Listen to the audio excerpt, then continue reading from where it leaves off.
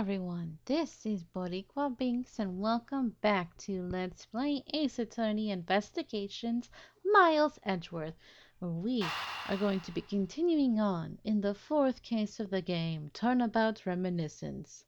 We're at the end, you guys. We're almost there. Well, the end of the case, not the end of the game.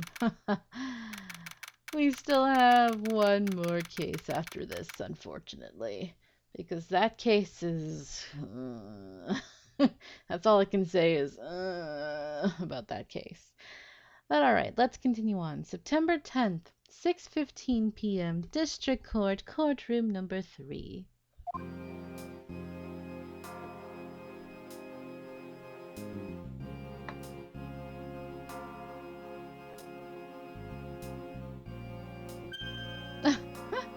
She's so cute. Hey, what are you doing here? Oh, hello, mister. I'm still investigating. But the object you're looking for has already... Oh, moved it. Okay, don't mind him. Please continue with your investigation. Yeah, Edgeworth, let her keep herself busy so that she's not thinking about the fact that her poor father just died. Okay, you got it. Detective Bard, haven't we already found what you were looking for? If it means I can keep her in the dark just a little longer, any little task will do. Oh, you're more sympathetic than I thought. Tsundere Daddy. Oh, we're actually gonna be in court with Francisca on our side. That's so cool. I've been waiting for you, Edgeworth. I've also been waiting for the moment in which we can finally lay this case to rest. The moment in which we can finally lay this case to rest? Wasn't that when we placed Detective Gumshoe under arrest? I think we've more than already solved this case. Don't you? We'll see.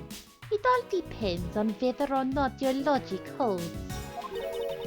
Oh, I see we even have a viewer in the gallery. And, why, even Mr. Bad is here. A viewer in the gallery? I'm hardly just a bystander. I have a duty to see this case through to the end, no matter how it turns out. Oh, is that right? Anyway, I thought you might like to hear what I've slaved away to find out. I've taken statements on every single person's movements during the time when our suspect was in the hallway. Well, haven't you been a busy little bee? I also confirmed that there is no possible route of escape from lobby number 2. Therefore, the killer must without a doubt be Detective Gumshoe. And that's all you have? Yeah, that's all there is to my conclusion, and this case. Sorry, but I beg to differ. In a trial, there is always time for a rebuttal, and we are standing in a court of law. It'd be more than appropriate to follow the rules of court in this case, don't you think? Oh, absolutely, like a rookie to think such a thing. But alright, I'll play along and give you a proper testimony. If my logic is correct, then I've already won. All I have to do now is to prove it, by showing who the real killer is. I think it's pretty obvious by now, right guys? Misuse argument. Everyone, sans the suspect, has an alibi for when the gun went off. Furthermore, the areas around the crime scene have all been thoroughly investigated, right? I also confirm that there is no possible escape route from lobby number 2. Which leaves us with one unshakable conclusion, that Detective Gumshoe is the killer. Please stop trying to giggle, it's so annoying.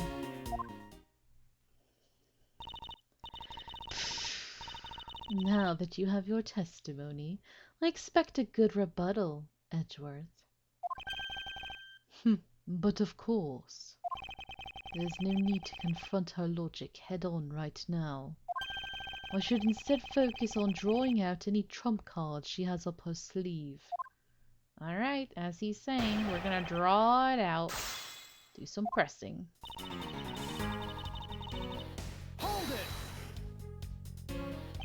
The suspect, but I thought that Detective Gumshoe's alibi has already been proven. Are you joking, Edgeworth?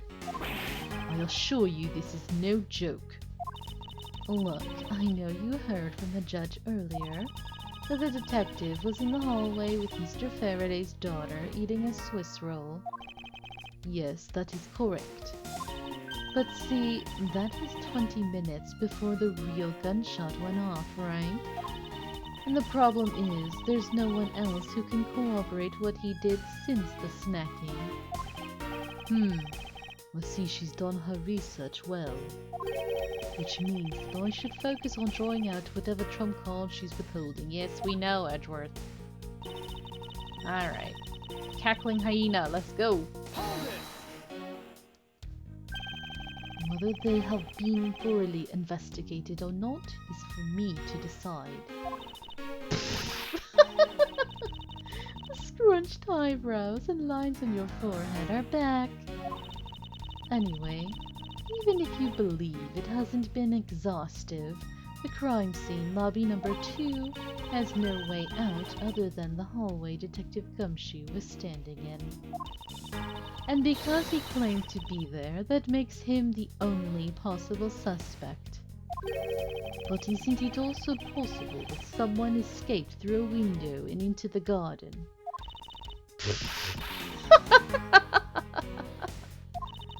That's the first place everyone looked, silly. The police aren't a bunch of lazy bums. They looked into every possibility, you know.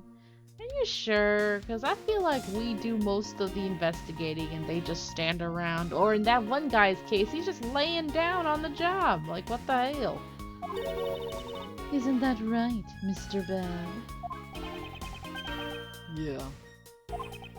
There wasn't a scrap of evidence to suggest someone used one of the windows. There also weren't any footprints or anything in the courtyard garden. I suppose they really did check everything that could be relevant to the case. Alright. Hold it! Are you absolutely positive that there are no possible routes of escape? Of course, I'm sure. And why are you so certain? This is a courthouse, the place where criminals are brought to be judged. If there were an escape route, I'm sure every criminal would be using it to escape. It's just common sense. Miles Edgeworth, I suggest you use a bit more of it in the future. Yeah. Francisco, why? Why do you do this to me? Hold it! Because I can. You may think it's unshakable, but to me there are still too many unanswered questions. For example, who was it that placed the gun in Mr. Faraday's hand? But you're the only one still wondering that. Detective Gumshoe probably had no idea which hand Mr. Faraday used to write with. Even if you know someone, it doesn't mean you'll know which hand they write with, right? I mean, I certainly don't care about that sort of thing. Ah, of course you don't. I'm not about to let her get a rise out of me with such a flippant statement. I suppose we've really reached the end now. I already have my trump card ready. All that remains is to play it. But before I do, I think I should inquire into a little something about her argument.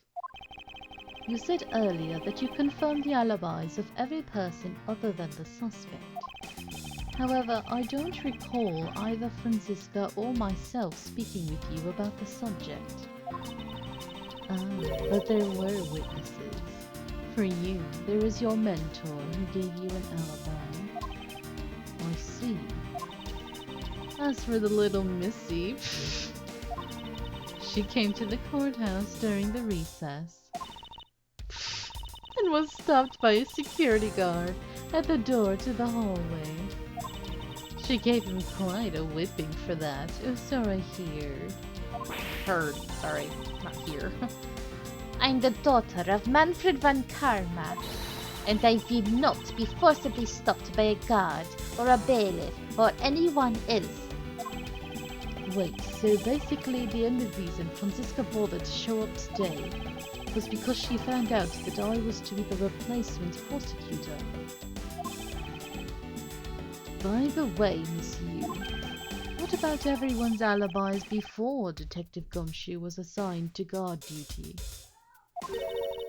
What about them?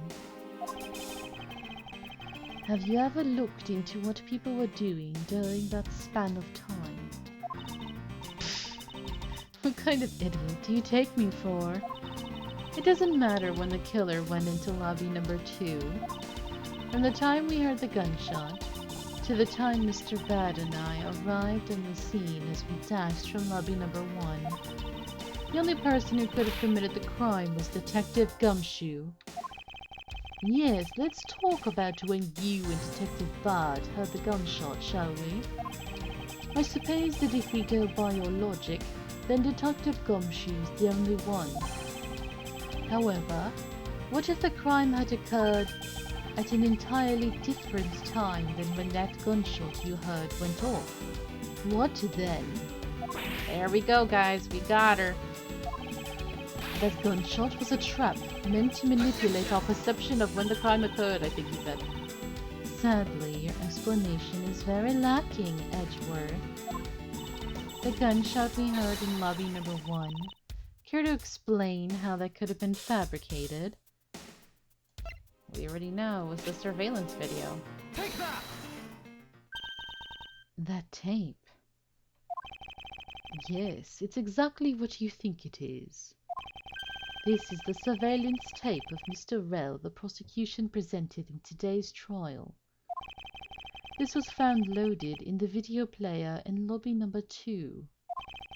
That was connected to the large television that had its volume turned all the way up. You can't honestly mean that the sound we heard was the gunshot in the video. Oh, but I do, which leads me to my next point. The murders occurred much earlier than when anyone heard the gunshot.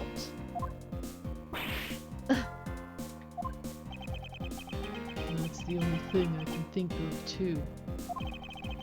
After committing double homicide, the killer took the surveillance video out from Mr. Faraday's evidence file, turned the television's volume all the way up, and left the video to play. If played from the beginning, it would take 30 minutes for the gunshot sound to come on.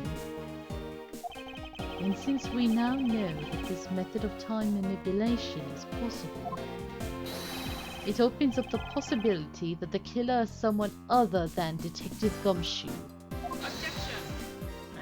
There she goes. Sounds from a television doesn't amount to much here. But of course, Mr. Prosecutor Edgeworth and Little Miss Von Karma already knew that much from the very beginning, right? Of course we do. Didn't we, Miles? Yes, of course. We know about the soundproof quality of this courthouse's rooms. Of course, I'm not about to admit we had no idea until only a little while ago. That's right. And if the rooms are soundproof, then we should not have been able to hear it. And yet we heard the gunshot clear as day. And... and... that's it. End of story. Ah, she's getting flustered. But it's not. How should I explain why she was able to hear a gunshot from a soundproof room? You know, the window was open. There is actually one common point between lobby number 1 and lobby number 2. And it is that despite the fact that both rooms have air conditioners installed, a window was open in each. Now we know that the window in lobby number 2 was opened by the killer. However, the window in lobby number 1 was also opened. Objection! Quite conveniently. It's probably just coincidence that they were both open at the time. Objection! It was no mere coincidence, I assure you. Why was the window opened in lobby number 1? The answer is that a certain person did something to cause the window to be opened. I mean, it was weird to begin with for her to be carrying around that perfume, right? And the person who triggered that action, that person is the real guilty party. The real killer in this double murder is... here we go! Alright, it's time. It's time, you! You going down, you! Take that! Miss Callisto, you. I hereby formally indict you of the murder of Mr. Faraday and Mr. Rell. What? You indict me? Ah, that's what you get for playing with your makeup. She did a huge line across her face. I love it. Are you serious, Miles? Why do you think she's the killer? Why don't you think she's the killer? God darn it, Franziska. I don't understand her motive just yet. But of course I'm serious. Because she's the only one who could have done it. Well, Miss Yu, do you still feel like laughing now? Of course I do, Edgeworth. Let me just fix my makeup up really quickly. Again, for like the 100th time. My argument must not be tight enough yet. Although I never thought things would spiral into this. But I'll have you know, I'm enjoying this dance quite a bit. I guess this means it's time for my own rebuttal now, right? Alright. Miss Yu's rebuttal. You argue that the window was opened. However, do you have proof it was I who did that? Furthermore, do you have proof that the tape was used in committing the crime? Frankly, I'm shocked at you for going around accusing people of murder like this. Especially with logic as full of holes as yours. This is where it really starts. She's on the defense now. I mustn't let my guard down for even a second, or the truth will blow away. Now's the time to put the patented Von Karma perfect proof to the test. No, do it your own way, man. Don't be comparing yourself to him no more. Makes me sick. Bleh. Just thinking about it. It's like, no.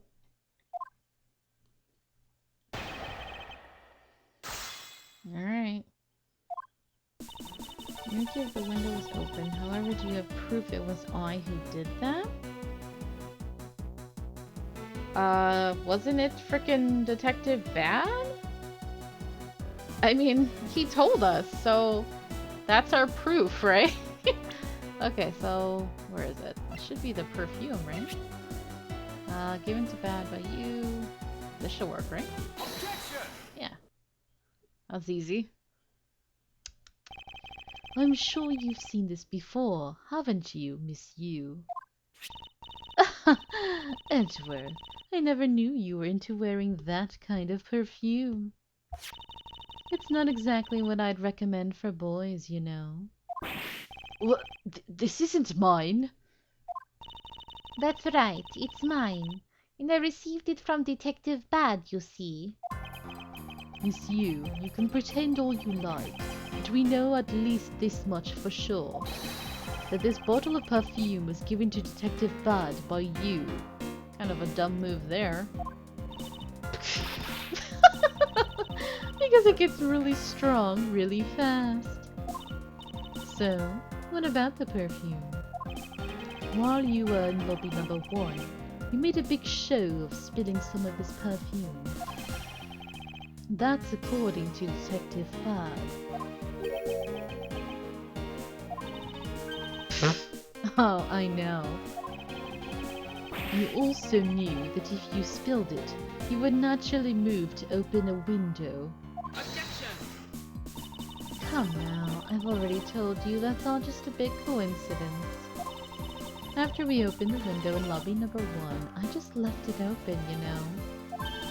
So maybe it was just dumb luck that we heard the gunshot through the window.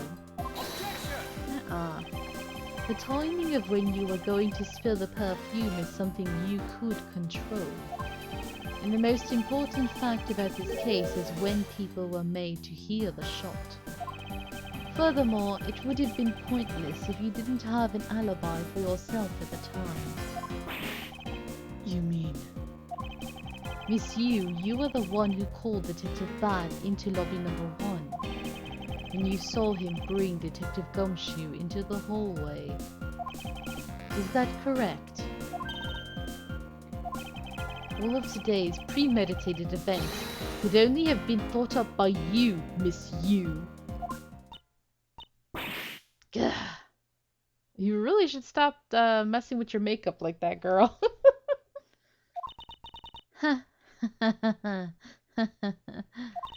You accuse me of murder on the fact that I spilled a little perfume.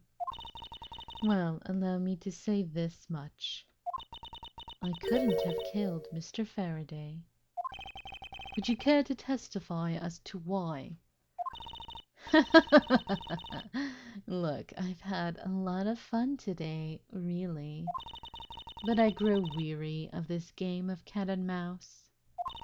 Let's make this the last testimony and wrap up this absurd case once and for all. Alright.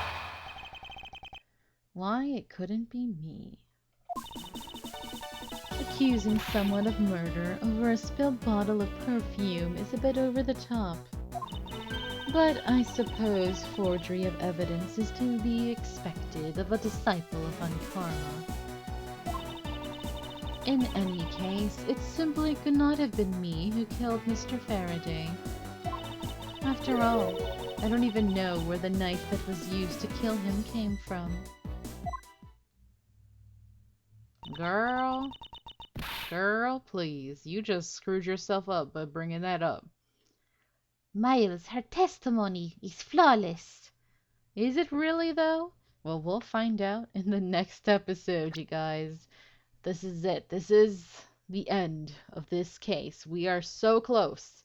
But I have to end it right now. So, until next time, have a nice day. Bye-bye.